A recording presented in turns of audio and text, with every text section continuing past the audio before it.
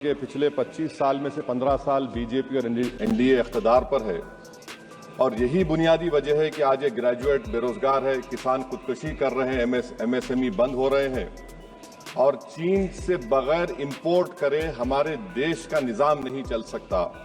ये सब जिम्मेदारी इस हुकूमत पर आयद होती है। सर वजीर आजम कहते हैं कि मुल्क विकसित भारत की राह पे है। मैं कहना चाहता हूं कि ये उस वक्त तक मुमकिन नहीं है जब तक इस मुल्क के 80 करोड़ आवाम फ्री राशन के बगैर जिंदा नहीं रह सकती। एआईएमआईएम के प्रमुख असदुद्दीन ओवैसी ने केंद्रीय बजट 2025 की कड़ी आलोचना की है।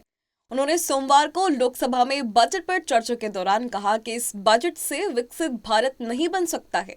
उन्होंने लोकसभा में बजट पर चर्चा के दौरान भाग लेते हुए यह आरोप भी लगाया है कि इस सरकार मुसलमानों को पूरी तरह से नजरअंदाज कर रही है।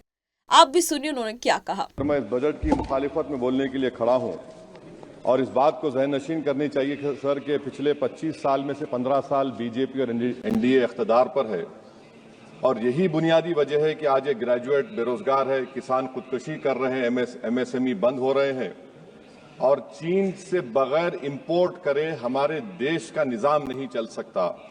ये सब जिम्मेदारी इस हुकूमत पर आयद होती है।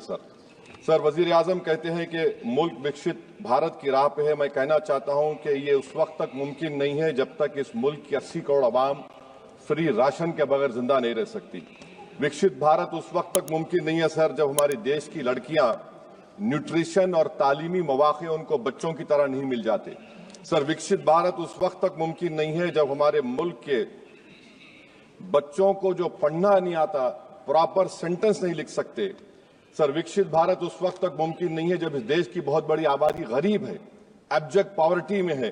विकसित भारत इस वक्त तक मुमकिन नहीं है सर जब देश के 15% मुसलमानों को तालीम से, रोजगार से, सियासत, इंतजामी और गवर्नेंस से मजहबी तासुब की बुनियाद पर खारिज कर दिया जाता है।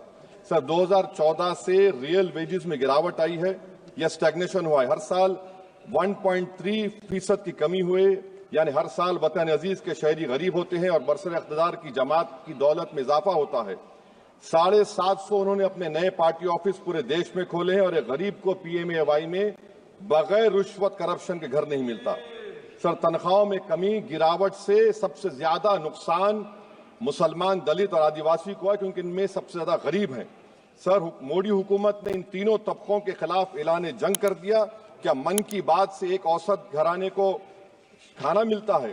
सर वजीर आजम ने हालिया आवाम को, जनता को मशवरा दिया कि खाने के तेल में कमी करने से जिस्म का वजन कम होता है।